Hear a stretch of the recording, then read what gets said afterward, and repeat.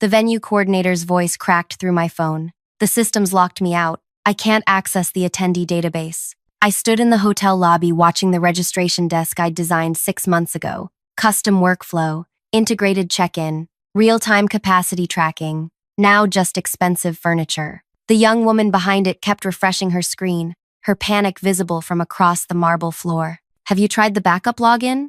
I asked, knowing exactly what she'd say. "What backup login?" I ended the call. My hands weren't shaking. That surprised me. 8 months of work, and I felt nothing except a strange clarity, like finally understanding a joke everyone else had laughed at hours ago. The elevator doors opened. Portia emerged wearing the blazer I'd complimented last week, the one she said made her feel powerful. She saw me, and her expression shifted into something I'd never seen before. Satisfaction mixed with pity. "You're still here?" "Just leaving." "Good." She adjusted her conference badge, the VIP one with the gold stripe I'd designed for speakers and organizers. "This'll be better without the confusion. Fresh perspective, you know?" I didn't know. But before I could continue, "I need you to do something for me. If you've ever felt invisible at work, ever watched someone take credit while you stood there silently, hit that like button, drop a comment telling me the worst excuse you've heard for being excluded, and subscribe because what happens next,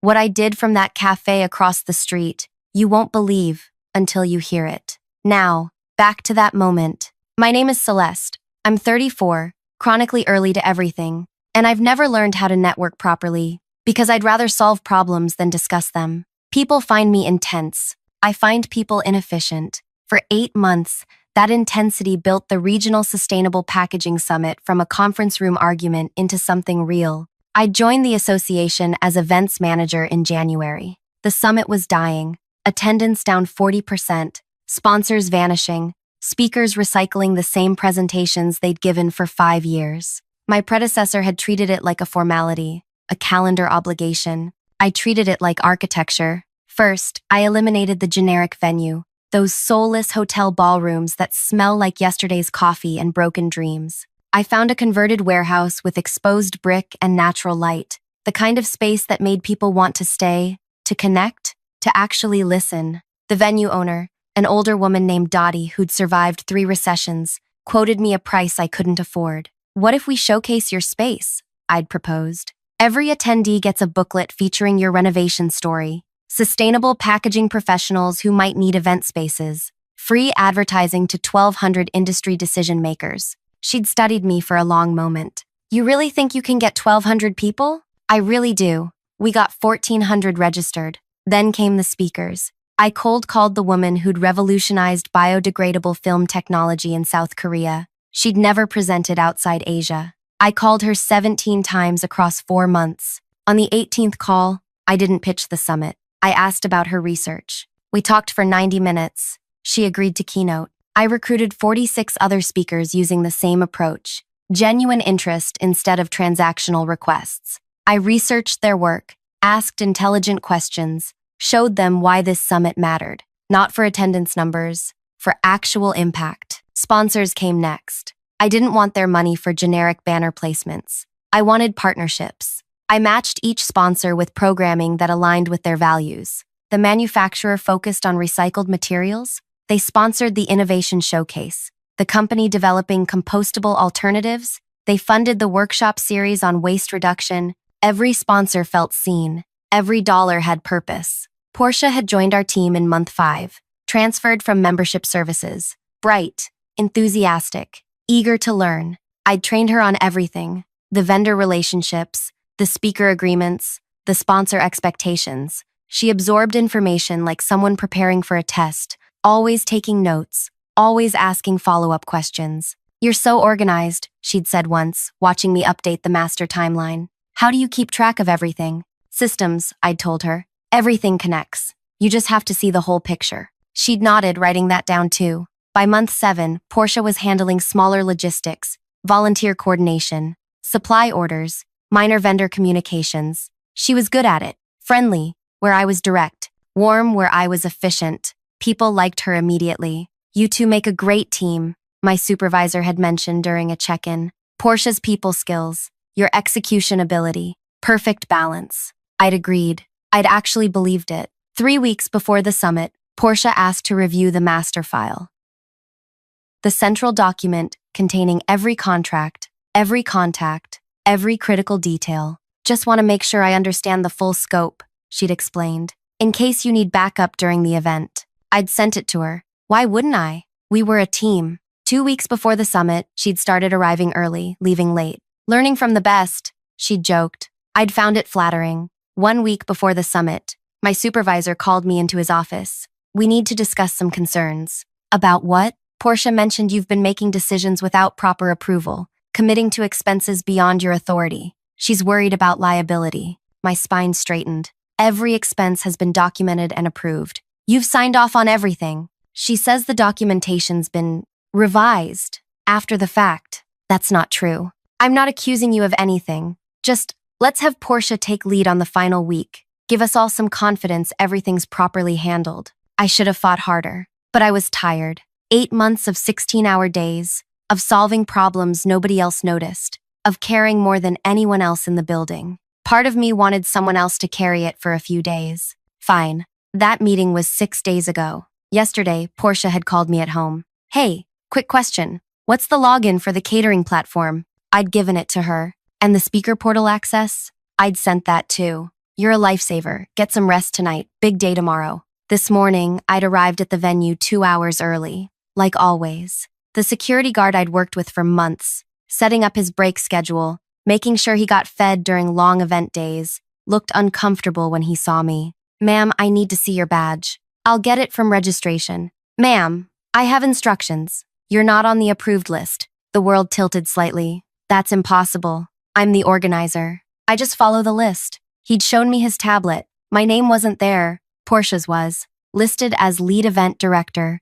That's when she'd appeared, wearing my VIP badge design, carrying the tablet I'd ordered, standing in the lobby I'd transformed. Management made some adjustments last minute, she'd said, her voice gentle like she was explaining something to a confused child. We thought it'd be simpler if I handled the on-site execution. You've done so much already. Time to let someone else take the finish line. My supervisor had materialized beside her. This isn't personal. We just need to ensure everything runs smoothly. Too many cooks. You understand. I'd understood nothing except that I was being erased. They'd escorted me out, professionally, politely, like I was a vendor whose services were no longer required. I'd sat in my car for 20 minutes, watching people arrive for setup, my volunteers, my vendors, my speakers, all walking past me into the building where I no longer existed. Then I'd opened my laptop. The master file I'd sent Portia, it was complete, but it wasn't everything. What she didn't know, I'd built redundancies into every system,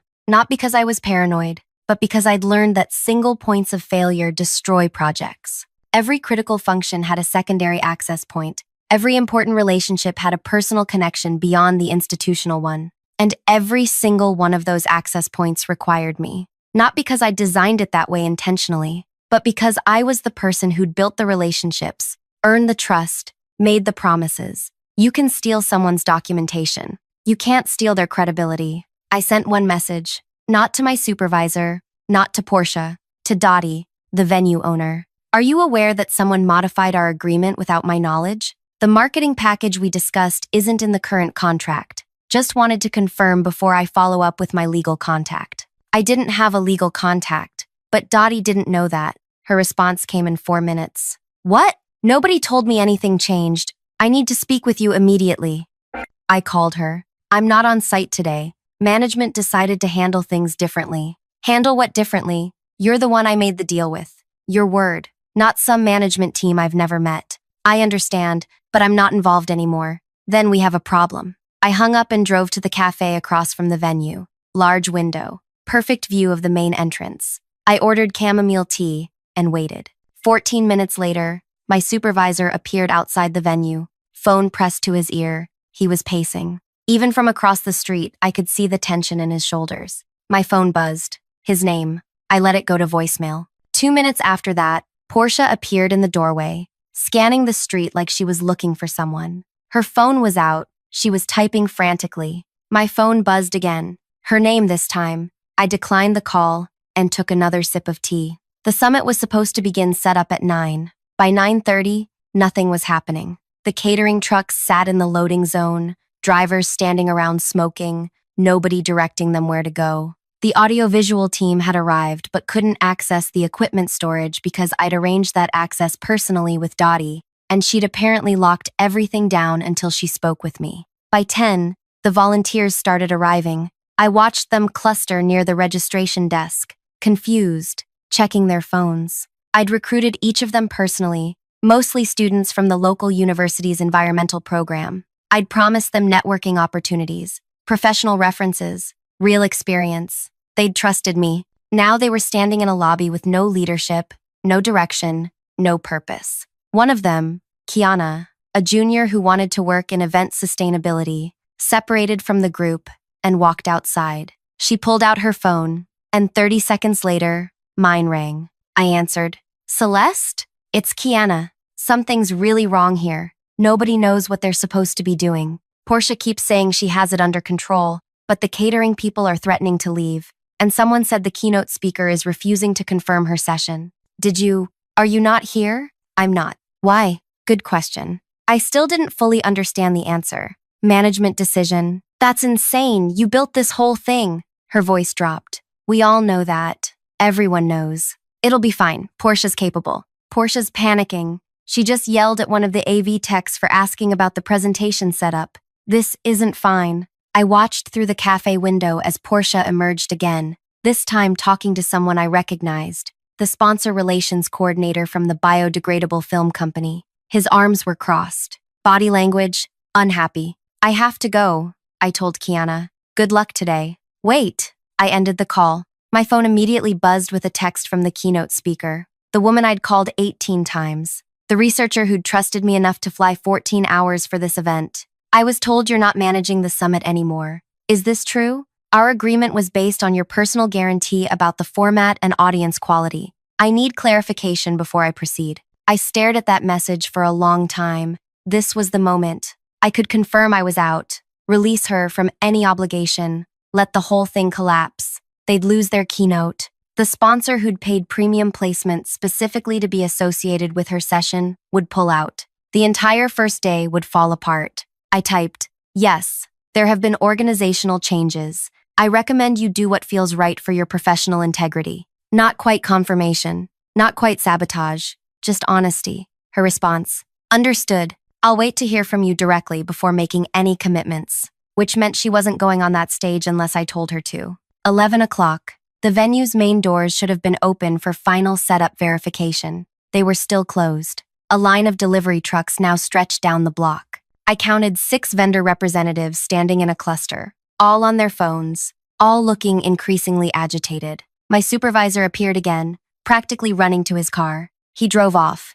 15 minutes later, he pulled up in front of the cafe. He came inside, found me at my window table, sat down without asking. "Fix this." "Fix what?" "You know exactly what." His face was flushed. "Dottie won't unlock the building. The caterer won't unload without your authorization. The keynote speaker won't confirm. The AV company says their contract specifies you as the point of contact for technical requirements. Even the transportation service is asking for you. Sounds like poor planning. This is childish. This is consequence." I kept my voice level. "You removed the person who built every relationship, negotiated every contract, earned every bit of trust. Those relationships don't transfer just because you want them to." Portia said she could handle it. "Portia has a copy of my files. She doesn't have my credibility." I paused. "What exactly did she tell you about me?" He looked away. "That you were cutting corners, making unauthorized commitments, that the budget was out of control because of your overspending. And you believed her. She had evidence, emails, expense reports with discrepancies. Did you ask me about any of it?" His silence was the answer. "She revised those reports," I said quietly. "Changed dates, altered amounts, made it look like I was hiding things. I wasn't. Every single expense was approved through proper channels. You signed off on most of them yourself." "Why would she do that?" "Because she wanted my job, and the easiest way to get it was to make me look incompetent." I finished my tea. "Congratulations, you helped her succeed." He sat there, processing. Outside, the chaos was growing. A news crew had arrived, probably tipped off about the industry's biggest annual summit, expecting professional coverage. Instead, they were filming a parking lot full of confused vendors and a locked venue. "What do you want?" he finally asked. I want you to tell me exactly what happened in the meeting where you decided to exclude me. He exhaled. Portia came to me 4 days ago, said she'd been reviewing the contracts and found irregularities, said you'd been making promises the organization couldn't keep, said she was worried about legal exposure. What promises? The venue marketing package, the speaker travel upgrades, the sponsor activation spaces. She said none of it was properly documented. It was all documented, in the master agreement file. Did you look at it? She showed me her version. It didn't include those provisions. Her version, not the original contracts. His face changed, understanding dawning slowly, like sunrise through fog. She removed those provisions from her copy, I continued. Made it look like I'd promised things without authorization, then convinced you I was a liability. Jesus. Then she got access to all my login credentials, changed permissions, locked me out of the systems I'd built, and positioned herself as the hero who'd step in to save everything. But she can't save it. No, because she doesn't actually know how anything works. She knows what I documented. She doesn't know the relationships, the handshake agreements, the personal promises. She doesn't know that Dottie and I spent 6 hours talking about her granddaughter's environmental science project, or that the keynote speaker and I bonded over both being the only women in our graduate programs. She doesn't know that the head caterer gave me a discount because I helped him get a contract with another organization. She has my files. She doesn't have my history. He put his head in his hands. How do we fix this? We don't. I do, if I choose to. Name your terms. This was it. The revenge moment everyone expects. The dramatic list of demands. The power play. But sitting there, watching this man realize how thoroughly he'd been manipulated, I felt something unexpected. Not satisfaction. Exhaustion. I need to think, I said. We have 1,400 people arriving in 19 hours. Then you should probably hope I think quickly. I left him sitting there and walked out. I drove to the botanical gardens 20 minutes outside the city. No phone signal, just greenhouses and silence. For 3 hours, I sat on a bench surrounded by orchids and thought about what I actually wanted. Revenge? I already had it. Portia was drowning in front of everyone who mattered. My supervisor knew he'd been played. The entire organization was learning in real time what happens when you discard the person who holds everything together. I could walk away, let it collapse, prove my point so thoroughly that nobody would ever question my value again. But 1,400 people had registered because they believed in what I'd built. Researchers presenting findings for the first time. Students hoping to break into the industry. Small business owners who'd scraped together registration fees because they needed the connections. None of them deserved to suffer because of Portia's ambition and management's stupidity. And then there was me, the person who'd poured 8 months into creating something meaningful. Did I really want to watch it die, just to prove I was right? My phone buzzed in my bag. No signal, but I had 1 bar near the entrance. 17 missed calls. 43 texts. One was from Kiana. Please come back. People are crying. The volunteers are leaving. This is awful. One was from Dottie. I don't care what corporate politics are happening. You gave me your word about this event. I need to know if you're standing behind it. One was from the keynote speaker. I've received 3 different stories about what's happening. I only trust yours. Call me. And one was from a number I didn't recognize. This is Portia's supervisor. We need to talk. Today. I drove back to the cafe. Made 1 call first. Dottie, it's Celeste. Finally. What the hell is going on? I was removed from the summit. Without warning, someone I trained decided she wanted my role and convinced management I was a problem. Silence. Then, are you a problem? No, didn't think so. You're the first event planner in 15 years who actually kept every promise. So what happens now? That depends. Are you willing to unlock the venue if I personally guarantee everything we agreed to? Are you back in charge? Not yet. Maybe not ever. But I can make sure your venue gets what I promised. Another pause. Your word? My word.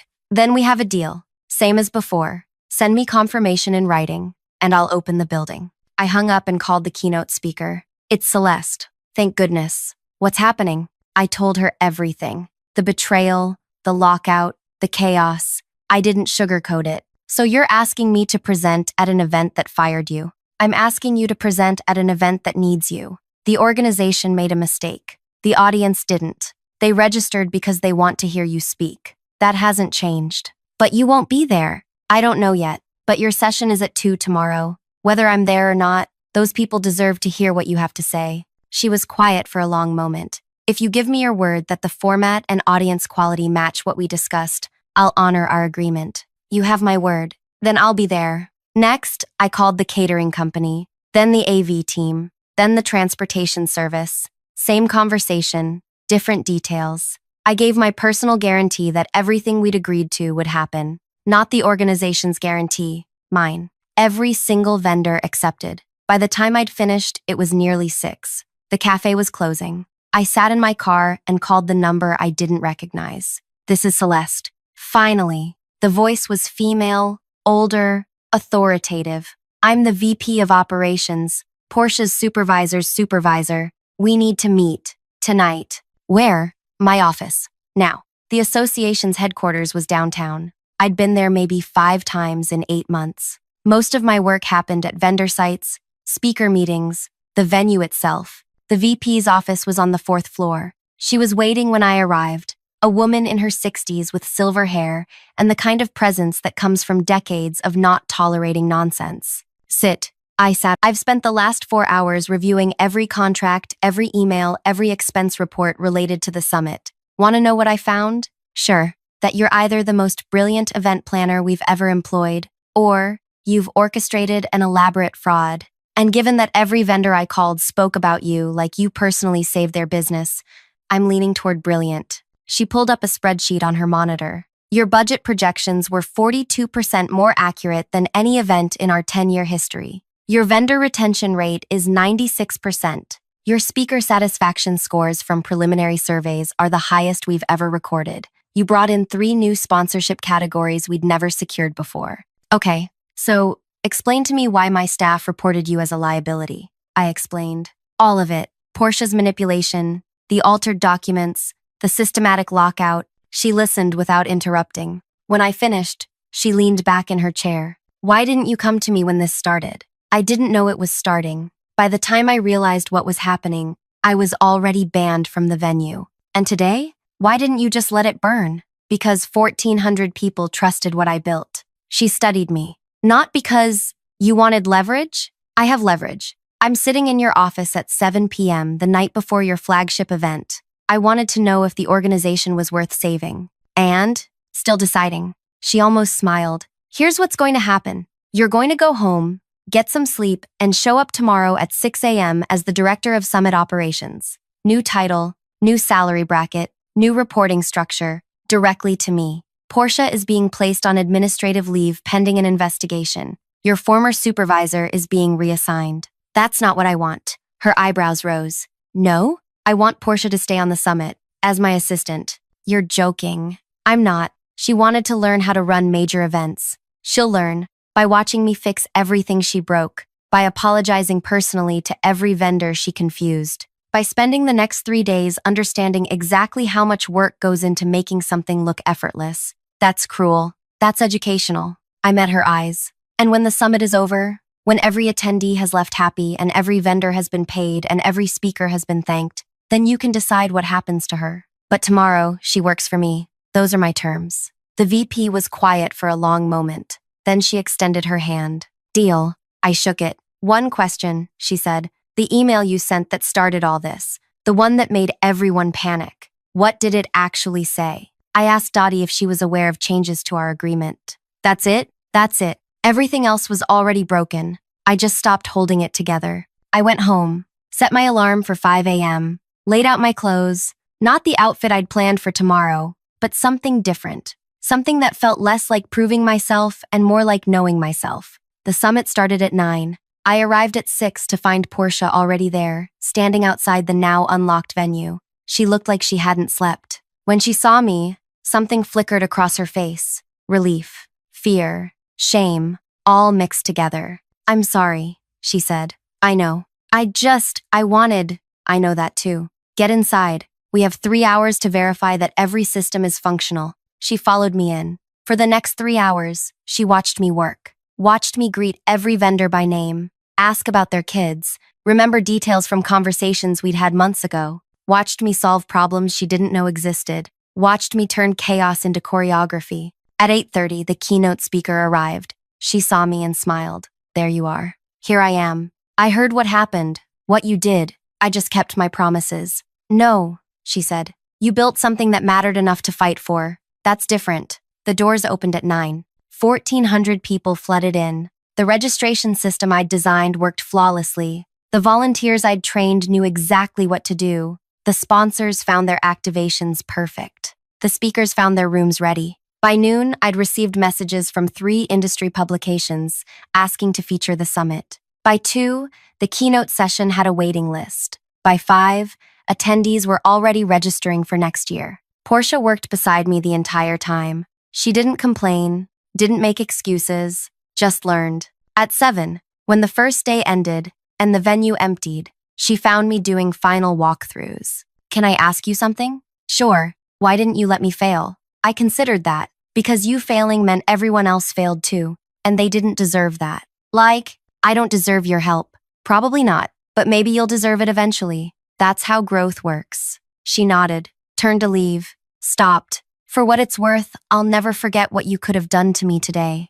Good, don't. The summit ran for 3 days. Flawless. On the final evening, the VP found me during the closing reception. Attendance up 32%, sponsorship revenue up 48%, speaker applications for next year already incoming. You built something remarkable. We built something remarkable. Don't be modest. Everyone here knows who made this happen. She paused, including the person who tried to take credit. Portia had spent 3 days watching me receive thanks, recognition, respect, watching vendors hug me, watching speakers seek me out, watching attendees stop me to say the summit changed their perspective on the industry. She'd wanted my job. Now she understood what the job actually was. What happens to her? I asked. That's up to you. You're her supervisor now. I found Portia breaking down the registration desk. She saw me and straightened. I'm keeping you on my team, I said. Probationary status. You'll assist on every event for the next year.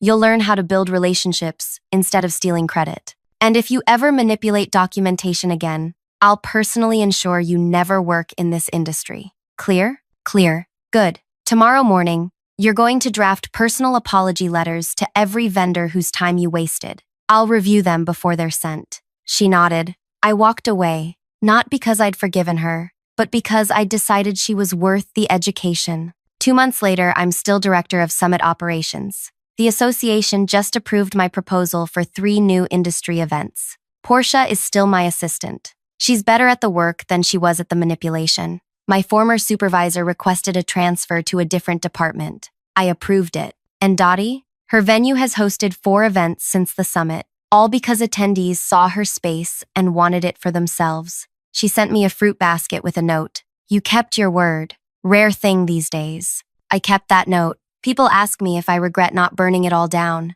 if I wish I'd been harsher, more dramatic, more definitively victorious. But here's what I learned. The best revenge isn't destruction. It's building something so valuable that removing you from it proves impossible. It's being so good at what you do that people learn the hard way what happens when you're not there. They didn't ban me from a conference. They banned themselves from competence. And when I came back as someone they couldn't afford to lose again. That's the revenge nobody sees coming. The kind that doesn't end with you walking away victorious. The kind that ends with you walking back in, more powerful than before, teaching the person who betrayed you exactly how much they never understood. Portia learned, management learned, everyone learned. And me? I learned that sometimes the greatest victory isn't proving you were wronged. It's proving you were right. If this story hit differently than you expected, if you've ever been erased from something you built, leave a comment about how you handled it. Hit subscribe because I'm just getting started with stories about what happens when underestimated people stop playing nice. And like this, if you believe the best revenge is becoming too valuable to erase. Thanks for listening.